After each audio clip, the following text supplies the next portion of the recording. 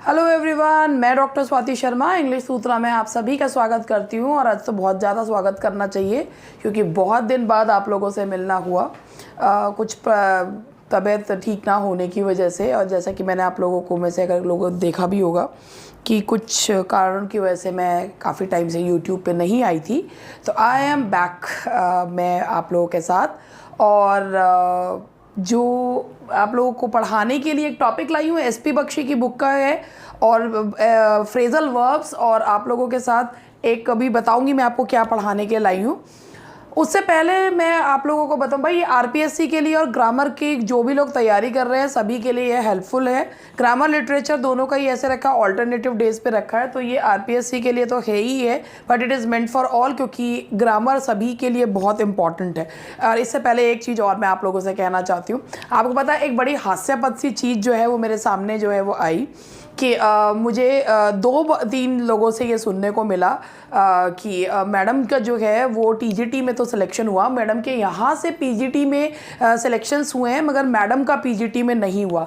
मेरे दिल को बड़ी ज़ोर से झटका लगा। और मुझे आपको पता है मैं बार बार वो चीज़ें नहीं कहती हूँ, मगर मुझे जब कोई इंसान बड़ी मेहनत करके किसी चीज़ को हासिल करता है और अचानक से उस पर ये कह दिया जाता है कि मैडम का खुद का नहीं हुआ, तो प्लीज़ लोग बिना प्रूफ के मानते नहीं हैं। तो मैं आपको लोगों को चीज़ दिखाना चाहूँगी, प्लीज़ उसे देखिएगा। ये पीजीटी की मेरिट लिस्ट है, फाइनल मेरिट लिस्ट है। ये तो मेरिट लिस्ट है ये वाला। ये है कॉलेज एलोकेशन। हाँ जी, आप ये देख सकते हैं यहाँ पर ये 14th रैंक है, 14th रैंक। और ये जी 14th रैंक है। अभ्यर्थी का नाम स्वाति शर्मा, AK शर्मा, ये मेरा एड्रेस है। और ये देखिए ये पीजीटी का है, मुझे डीएवी इंटर कॉलेज मुजफ्फरनगर मिला था। मेरी पूरी यूपी में 14th रैंक है। आप देख सकते हैं ये मेरा रोल नंबर है, आप में से कोई भी देखे रोल नंबर है, ये मेरा नाम। और ये मेरे को डीएवी इंटर कॉलेज मुजफ्फरनगर, यहाँ मैंने ज्वाइन नहीं करा, मैंने लिख कर दे दिया, मैंने ज्वाइन नहीं किया क्योंकि it was not possible for me. किसी और को वो नौकरी मिल जाएगी, it was not possible for me कि मैं जो है वो पीजीटी के लिए टू एंड फ्रो जो है कर लेती, तो अपना घर वगैरह छोड़ के। तो ये मुझे कॉलेज ये वाला मिला था, तो पीजीटी मुझे मिला है, मगर मैंने जो है पीजीटी लिया नहीं। मेरी चॉइस थी कि मैंने पीजीटी छोड़ दिया। तो भाई मैंने खुद ने निकाला है और सबसे ऊपर अपने स्टूडेंट्स में मैं ही हूँ। और मेरे उसके बाद हाँ बहुत सारे स्टूडेंट सेलेक्ट हुए हैं और मैं भी सेलेक्ट हुई हूँ, और 14th रैंक पूरी यूपी में मेरी। इसके अलावा अगर आप ये देखिए कि 14th रैंक आने का भी एक रीज़न ये है कि इसमें मेरा एक भी नंबर बीएड एमएड पीएचडी किसी का भी नहीं जुड़ा। वो मुझे जो क्वेश्चन, अगर मेरा सिर्फ बीएड भी जुड़ता तो मेरी 14 से 9th रैंक होती, और बाकी के नंबर जुड़ जाते तो आप भी ये सोच सकते मेरी रैंक क्या होती। इसके बाद आप ये देखिए, ये है मेरा यहाँ पर टीजीटी का ये है, और ये रहा टीजीटी का मेरा 9th रैंक है। और ये एनएएस इंटर कॉलेज है, तो ये टीजीटी का है और वो पीजीटी का था। आप देख लीजिए स्वाति शर्मा एनएएस इंटर कॉलेज। तो भाई ये बताने का ये है कि पता नहीं क्यों लोग जो हैं किसी को इंसान के पीछे जो है इस तरीके से पड़ जाते हैं, तो मुझे वो चीज़ अच्छी नहीं लगती। हालांकि बार बार ये सब चीज़ें कहना मुझे पसंद नहीं है, मगर अब मैं कुछ दिन ज़रूर आप लोगों को सबको ये चीज़ दिखाऊंगी कि मेरी पीजीटी में रैंक क्या थी और मेरी टीजीटी में रैंक क्या थी। I am not one of दोस्त कि वो जो ये चीज़ शो करते रहते हैं, मगर मतलब कई बार लोग जो है आपके आत्मसम्मान पे प्रहार कर देते हैं, तो सिर्फ उनको बड़ी माइल्डली जवाब देने के लिए है कि हाँ जी हम कुछ हैं, हमने कुछ करा है अपनी ज़िंदगी में, ऐसे ही नहीं है, वेल्ले नहीं है। तो और बाकियों को अब कोशिश ये है कि ज़्यादा से ज़्यादा स्टूडेंट्स को सिलेक्ट जो है वो सिलेक्शन दिलवाएं और बहुत से लोग जो हैं वो सिलेक्ट हों। तो भाई ये देखिए आज आप लोगों के लिए जो मैं एक्सरसाइज लेकर आई हूँ, ये मैं आपको ये भी बता देती हूँ ये एक्सरसाइज मैं कहाँ से ली है मैंने। ये रिव्यू एक्सरसाइज है आर्टिकल, ये मैं आप लोगों को ये भी एसपी बख्शी की बुक की रिव्यू एक्सरसाइज है। ये आर्टिकल्स नाउन्स एंड प्रोनाउंस के बाद रिव्यू एक्सरसाइज है। इसमें से कुछ वो क्वेश्चंस हैं जो इस बार टीजीटी के एग्ज़ाम में भी पूछे गए थे, यूपी टीजीटी के, और अब मैं आरपीएससी के उसमें। अब देखिए यहाँ से हम लोग स्टार्ट करते हैं। देखिए TGT English grammar free class है, ये आरपीएससी के लिए नहीं सभी के लिए है। हमारा नया यूपीटीजीटी का बैच जो है वो चल रहा है, और जिनको भी क्लास जो है वो लेकर देखनी है तो वो देख सकते हैं। और जी अब हमारा अपना क्लास जो है वो स्टार्ट करते हैं। देखिए सबसे पहला क्वेश्चन है, मैं क्वेश्चन को आराम से पढ़ती हूँ और फिर उसके बाद बताती हूँ। क्वेश्चन ये है, it was she who suggested that you be at the door to welcome each participant on their arrival. It was she, ये बिल्कुल सही है क्वेश्चन, क्योंकि यहाँ पर जब इट के बाद नॉमिनेटिव केस का यूज़ किया जाता है। Who suggested that you be at the door to welcome, जहाँ भी किसी भी उसके आगे ईच लगता है, तो अगर ईच नाउन के बाद आता है तब तो वर्ब अकॉर्डिंग टू जो है या जो पॉजेसिव केस है वो उस नाउन के अकॉर्डिंग लग जाता है जो ईच से पहले आता है। लेकिन अगर ईच नाउन के जस्ट पहले आ रहा है तो वहाँ पर जो पॉजेसिव केस होते हैं, जो वर्ब होते हैं, वो सिंगुलर हो जाते हैं। तो अब आप यहाँ देखिए कि ये देयर ना लगकर यहाँ पर हम हिज का प्रयोग करेंगे, क्योंकि singular possessive case possessive adjective का यूज़ यहाँ पर किया जाएगा। It was she who suggested, each की वजह से। अगर होता है welcome participants each on their arrival, तो जी बिल्कुल सही था कि अगर ये इसके बाद लग जाता। तो ये हुआ पहला explanation. Now question number 2, the teacher asked the boys if it was their practice, boys के हिसाब से their बिल्कुल सही है, to leave the class whenever he please। अब boys के हिसाब से ही नहीं आएगा, boys के हिसाब से plural pronoun जो है लिखेंगे whenever they pleased। ये थोड़ा सा जो है वो हो गया whenever they pleased, ठीक है जी। ईच सिगरेट, ये वही टीजीटी का क्वेश्चन है, इसका एक्सप्लेनेशन भी मैंने दिया था। मैंने बहुत से लोगों के एक्सप्लेनेशन इसमें देखे, बहुत ही उटपटांग एक्सप्लेनेशंस दिए हुए हैं। अब मैं आपको इसमें बताऊं, each cigarette which a person smokes, each के हिसाब से स्मोक्स बिल्कुल सही है, अभी इससे पहले एक्सप्लेनेशन दिया है।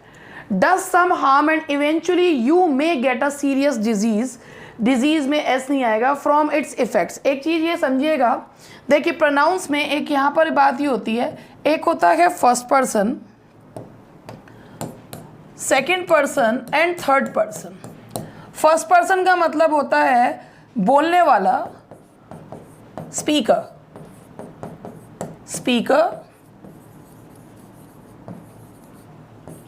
Listener and the one whom we are talking about।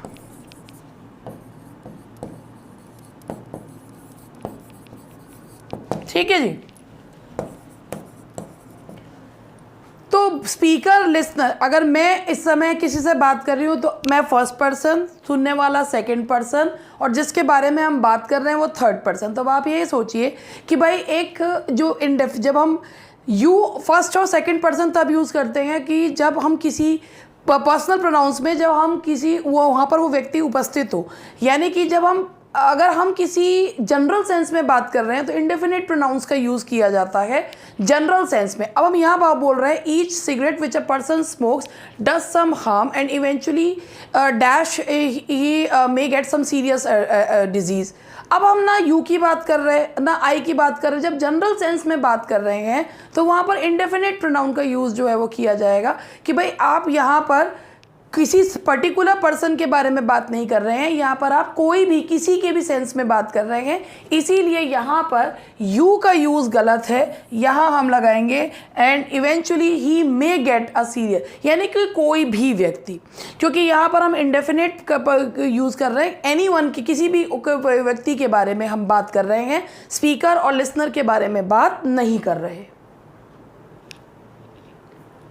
One should take advantage of opportunity to talk with native speaker if one wants to improve your English. अब फिर वही चीज़ हो गई है, जब बात वन की कर रहे हैं तो पॉजेसिव केस वन के हिसाब से लगाएंगे क्योंकि जनरल सेंस में बात कर रहे हैं। थर्ड पर्सन की किसी जनरल सेंस में, इंडेफिनेट सेंस में बात, इंडेफिनेट किसी पर्टिकुलर व्यक्ति के संबंध में बात नहीं कर रहे। आई और you particular, and third person जो होता है वो not, that is not particular at all.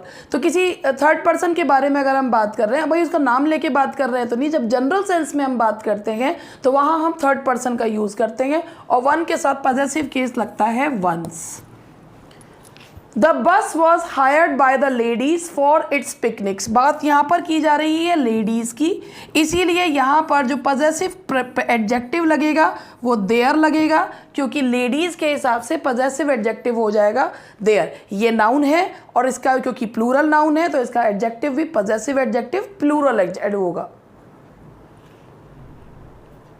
The hall is full, there is no place for anyone else. देखिए जी, प्लेस जब बात करते हैं तो प्लेस का मतलब होता है स्थान, और अगर आपको किसी चीज़ के अंदर, किसी स्थान के अंदर स्थान की बात करनी हो तो या तो वहाँ पर सीट करिए।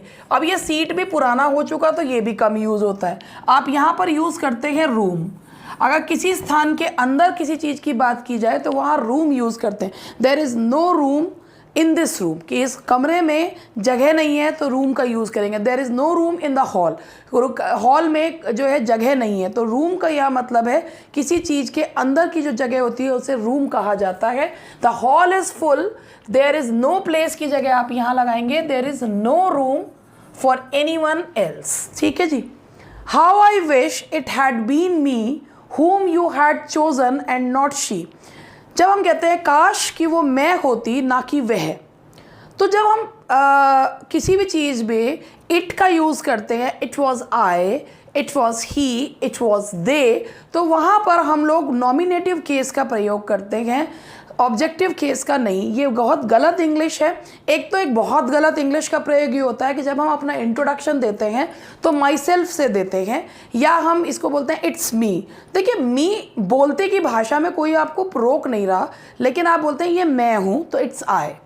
इसे ये कि मेरा नाम डॉक्टर स्वाति शर्मा है, I am doctor Swati Sharma, my self doctor Swati Sharma. अगर आप बोलते हैं मैं खुद, जी मैं ही होंगी, दूसरा कोई नहीं होगा, तो वैसे भी जो ये माई सेल्फ, आर सेल्स, ये सब यूज़ करते हैं, ये रिफ्लेक्सिव प्रोनाउंस होते हैं। एंड रिफ्लेक्सिव प्रोनाउन का एक नियम है कि उसमें सब्जेक्ट पे एक्शन घूम के जाना चाहिए। अगर आप माई सेल्फ सेंटेंस के शुरू में ले रहे हैं तो एक्शन कहाँ घूम के जा रहा है, तो ये एक बहुत गलत जो है वो प्रैक्टिस है जो लोग जो है अपनी डे टू डे लाइफ में करते हैं।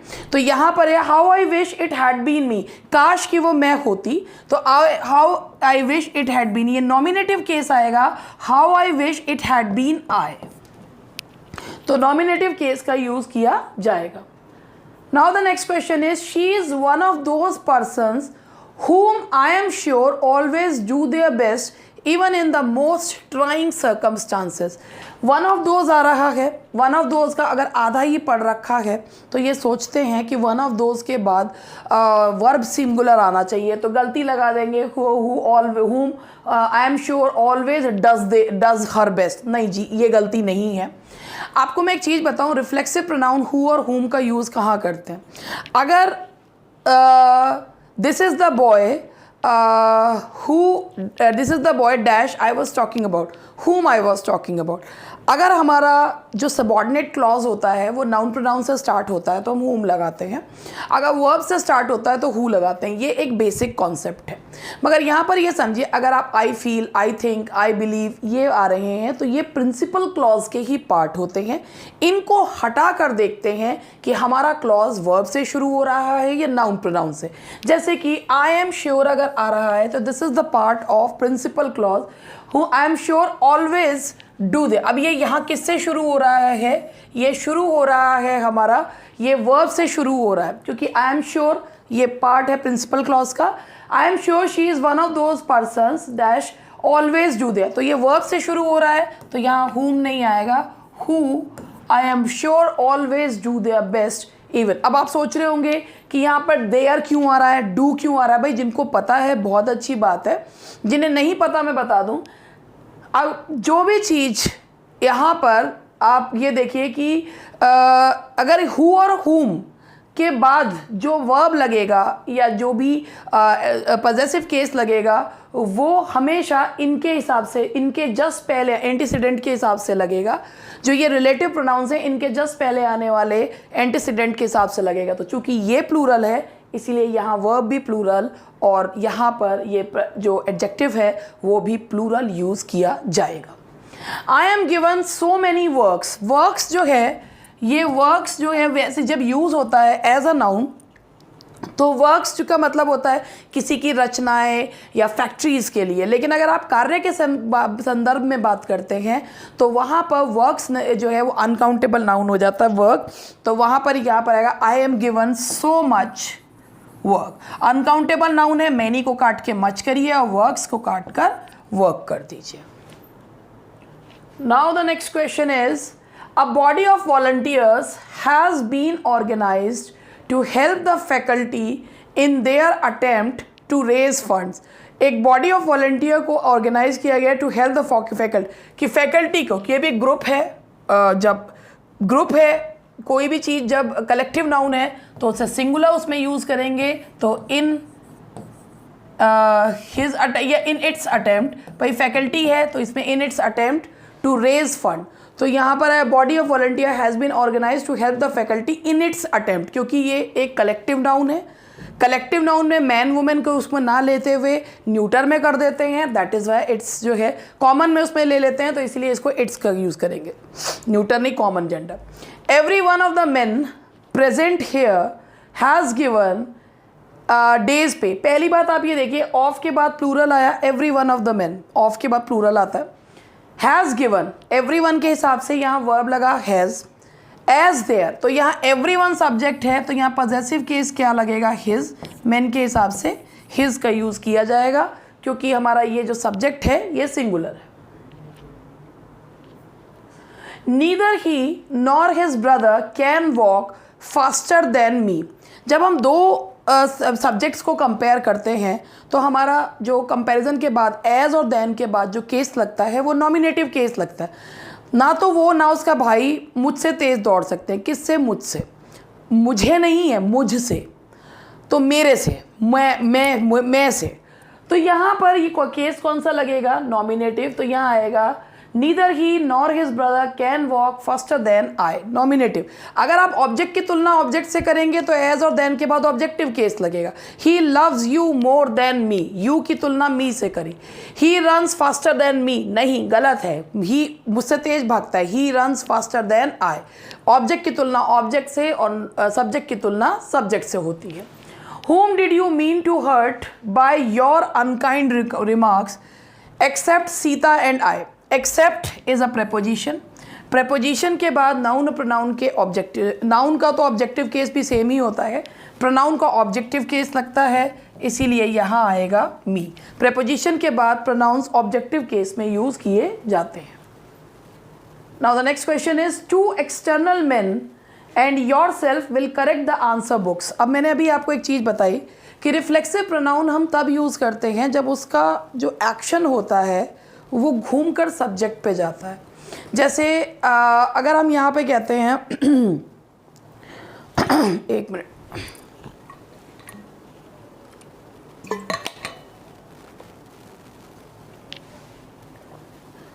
अगर कहते हैं कि he enjoyed himself at the party, he enjoyed with whom, he enjoyed himself with whom, तो himself का एक्शन घूमकर किस पे जा रहा है? सब्जेक्ट पे घूम के जा रहा है। तो रिफ्लेक्सिव प्रोनाउन बिना सब्जेक्ट के यूज़ नहीं किए जा सकते जब तक उनका एक्शन जो है वो घूमकर सब्जेक्ट पर नहीं आए। तो यहाँ पर है to external man and yourself, तुम खुद नहीं है तुम, तो यहाँ पर रिफ्लेक्सिव प्रोनाउन का यूज़ नहीं आएगा, एंड यू का आएगा। वही चीज़ जो मैंने आपको बताई थी कि कभी भी माई सेल्फ से अपना इंट्रोडक्शन स्टार्ट ना करें। वैसे तो आपकी मर्जी है, मगर फिर भी who of the two do you think will be dismissed first, इनमें से कौन सा तुम्हें लगता है जो डिसमिस पहले होगा? जब भी हम कभी चॉइस बताते हैं तो चाहे इंसान के बारे में बताएं, चाहे नॉन लिविंग थिंग के बारे में बताएं, हम चॉइस बताने के लिए वहाँ पर लगाते हैं विच। तो हु ऑफ द टू नहीं, यहाँ आएगा विच ऑफ द टू। ठीक है जी। Now the next question is I would like you to meet my cousin brother who has just return from the state. अब यहाँ पर I would like you to meet my cousin brother, cousin हम के साथ brother या sister का use नहीं करते हैं, तो यहाँ पर हम ये ब्रदर यूज़ नहीं करेंगे। I would like you to meet my. India is one of the leading film producing country in the world. India is one of the leading, one of के बाद आने वाला जो नाउन होता है वो हमेशा प्लूरल होता है, वर्ब सिंगुलर लगता है अगर बीच में जो है बीच में हु हुम यानी कि रिलेटिव प्रोनाउन ना लगे। तो India is one of the leading film producing countries आएगा यहां पर, that will B countries.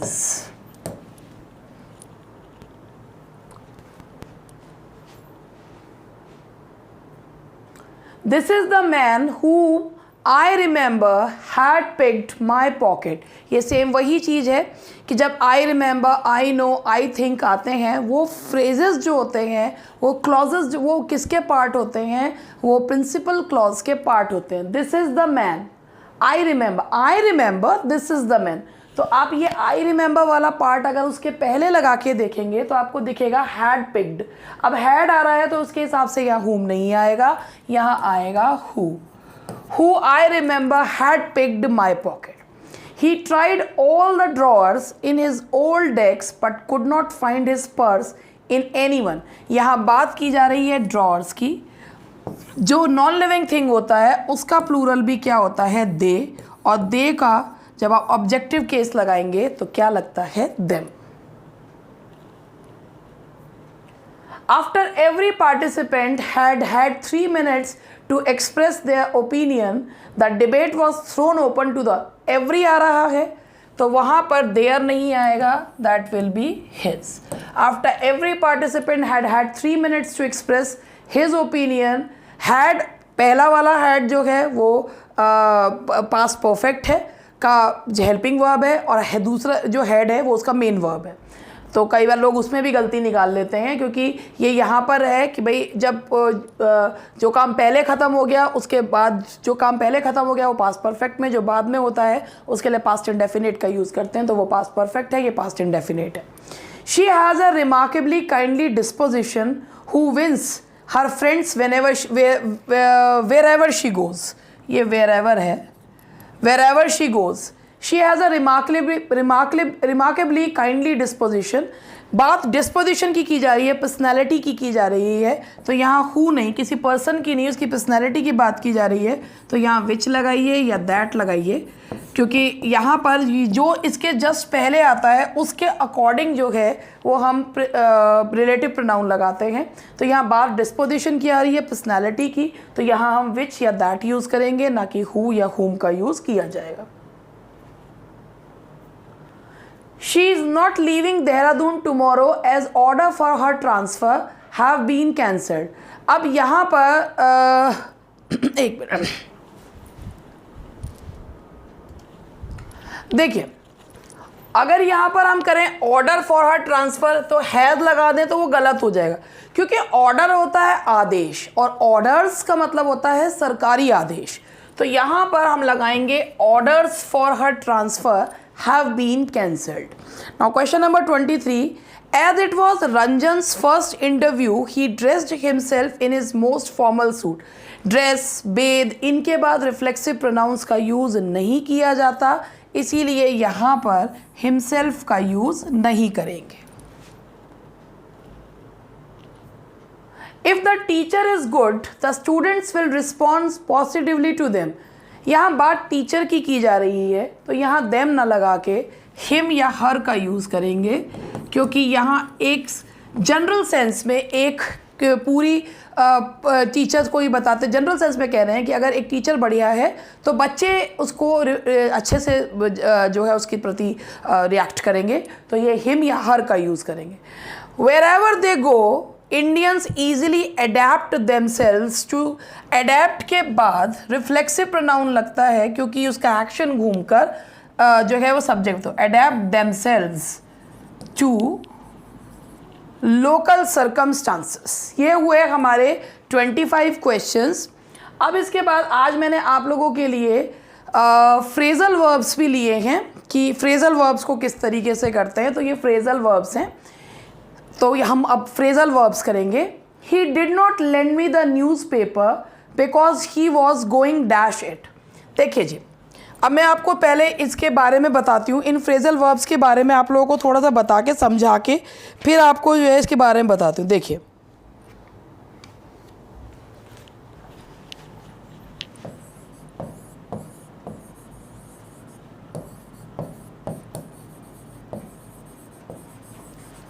Go over का मतलब होता है ध्यान से पढ़ना।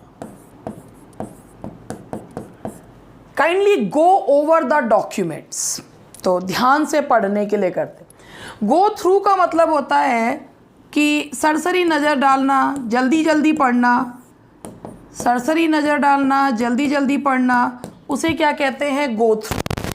न्यूज़पेपर जो है he did not because he was going through it, जो है वो है क्योंकि न्यूज़पेपर के हम जो है जो पढ़ते हैं, तो गो थ्रू इट का मतलब होता है कि उसको मतलब ऊपर से नीचे तक पढ़, जल्दी जल्दी में सारी चीज़ पढ़ने के लिए।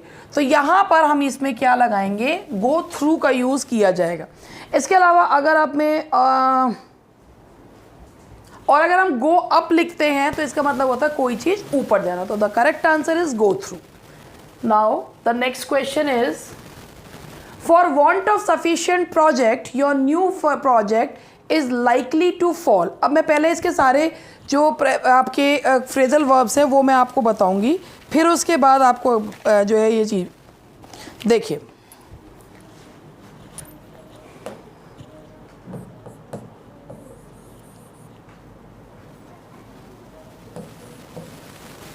fall back on,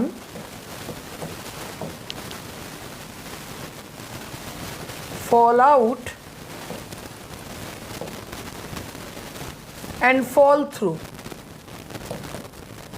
सबके मीनिंग्स मैं आपको बताती चलती हूँ, ये सब एसपी बख्शी की बुक से ही हैं। अब यहाँ पर इन सभी के, अब यहाँ पे फॉल बैक और फॉल बैक ऑन नहीं था, मगर मैं फ्रेजल वर्ब इसके बारे में आपको समझाना चाहूँगी। फॉल बैक का मतलब होता है पीछे हटना, पीछे हटने को कहते हैं फॉल बैक ऑन। जैसे भाई the writers fell back on, fell back when the police arrived, यानी कि पीछे हट गए जब पुलिस आई। लेकिन इसी में अगर आप ऑन लगा देते हो तो इसका मतलब होता है डिपेंड, किसी पर निर्भर होने के लिए हम कहते हैं fall back on. Fall out का मतलब होता है झगड़े के लिए यूज़ करते हैं फॉल आउट। और फॉल थ्रू का मतलब होता है फेल होना, to end in a fiasco, कि कोई चीज़ बिल्कुल बेकार हो जाना। तो for want of sufficient project your new funds, your new project is likely to fall through. तो यहाँ पर फॉल आउट नहीं, फॉल अंडर नहीं, that will be fall through. ठीक है जी। तो बहुत लोगों को लगता है फॉल आउट हो जाना चाहिए, लेकिन ऐसा नहीं है। ये फ्रेजल वर्ब्स हैं। How have you come dash such a precious diamond. देखिए, अगर कम के साथ आप अक्रॉस लगाएंगे तो इसका मतलब होता है अचानक मिलना, और अगर कम बाय लगाते हैं तो इसका मतलब होता है प्राप्त करना। तो अगर ये किताब तुम्हें कैसे मिली, तुम्हें ये डायमंड तुम्हें कैसे मिला, तो उसके लिए कम अक्रॉस नहीं, दैट्स कम बाय है। तो इसका फ्रेजल वर्ब है दैट इज कम बाय।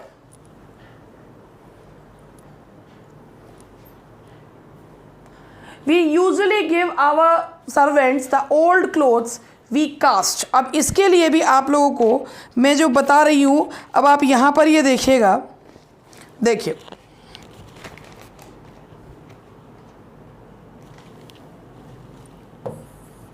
एक है cast away, next is cast of,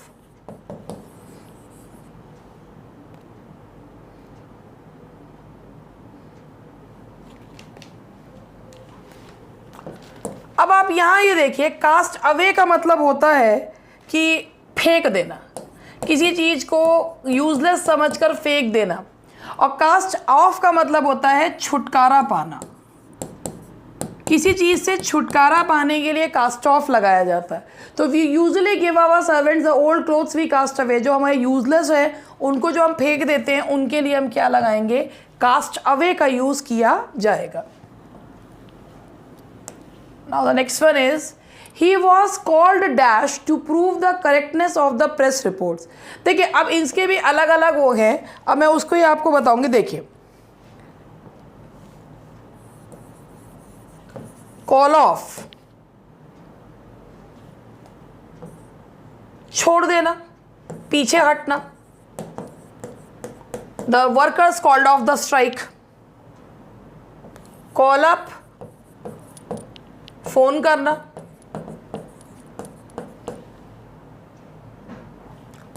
call upon, appeal करना। तो he was called dash to prove the correctness of the press report. तो ही वॉज कॉल्ड अपॉन कि उससे appeal की गई कि भाई वो जो है प्रेस रिपोर्ट्स की करेक्टनेस को प्रूव करे, तो यहाँ आएगा कॉल्ड अपॉन। तो ये थे हमारे कुछ फ्रेजल वर्ब्स भी मैंने आपको इसके साथ में करवाए। धीरे धीरे करके चीज़ें जो है करवाऊंगी। बहुत लंबे वीडियोज़ में नहीं बनाती हूँ क्योंकि मुझे लगता है चीज़ें मोनोटोनस हो जाती हैं।